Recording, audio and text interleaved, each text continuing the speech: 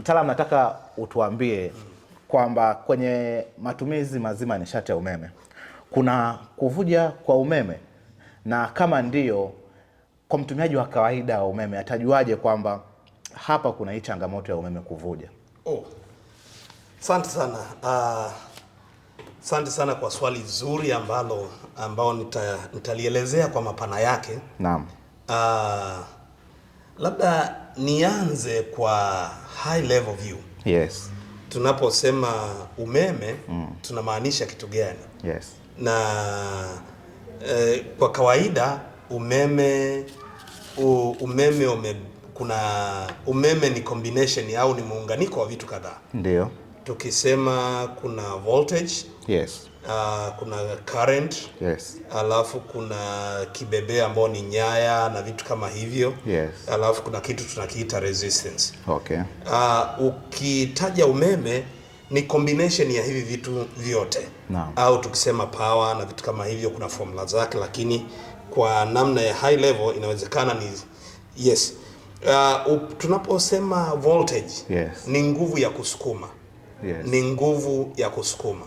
Kwa hiyo ukisikia labda low voltage, medium voltage, labda high voltage, maanake wanachomaanisha ni nguvu ya kusukuma.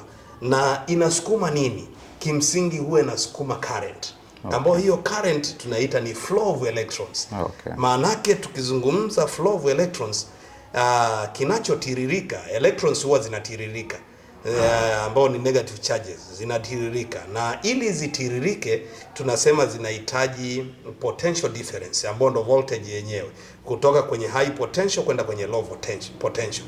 Na kama zinatiririka maanake zina kibebeo. Ndiyo. Zina namna ya kubebwa ili zitiririke ziende sehemu ambako inakoenda, na ikitokea kile kibebeo ambacho ni nyaya mara nyingi au chochote kile ambao kinatumika, kikitokea kina hitilafu, huo mtiririko badala ya kwenda kwenye njia sahihi ambao tunasema circuit, badala ya kupita kwenye normal circuit, unajikuta unatoka nje ya matumizi. Mfano, chukulia labda maji. Chukulia tu mfano maji. Yes. Huwa tuna pump, tuna maji yenyewe na tuna bomba la kusafirisha. Yes. Kwa hiyo ukijaribu kuangalia, pakitokea bomba limepasuka au lina crack njiani, maji yanayotakiwa yafike yanapoenda hayafiki yote. Kama hayafiki yote, kuna yapo yanayodondoka njiani. Yale yanayodondoka njiani tunasema kwamba maji yamevuja.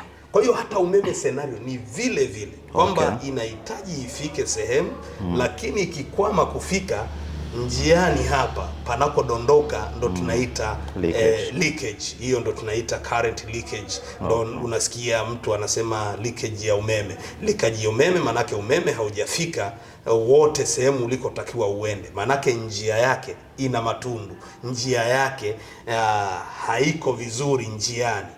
Kwa hiyo utajikuta kwamba inaendelea kudondoka. Kwa kifupi, nimeelezea hiyo scenario ya leakage.